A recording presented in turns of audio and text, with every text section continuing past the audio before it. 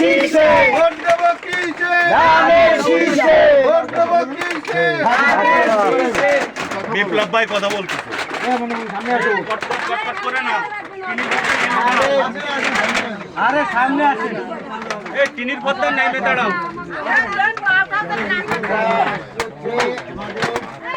গণমানুষের নেতা আমাদের হেলাল ভাই ধানের শীষের প্রতীক মার্কায় সবাই আপনার হেলাল ভাই তো চেনেন না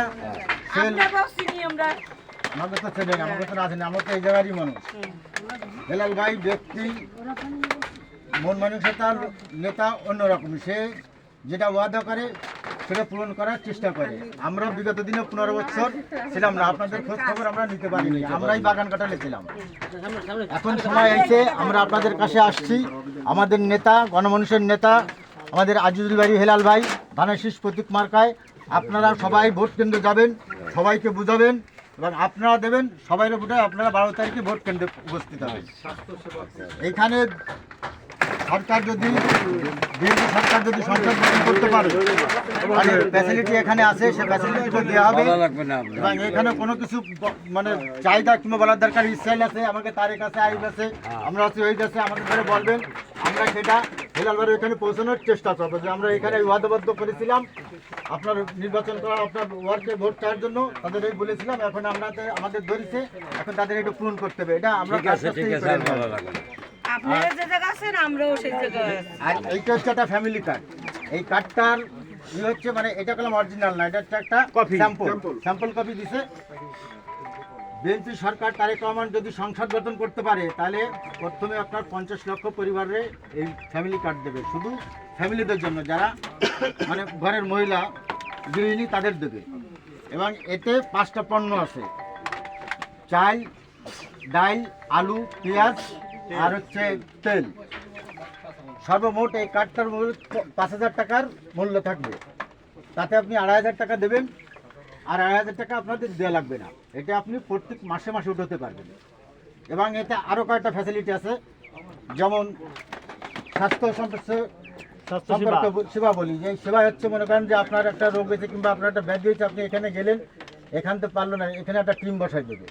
ওই টিম আপনার এখান দিয়ে ডাক্তার যদি বলে দেয় এখানে হবে না 250 বেড নিতে হবে তাহলে সেই টিমের পক্ষ থেকে তারা 250 বেড পাঠাবে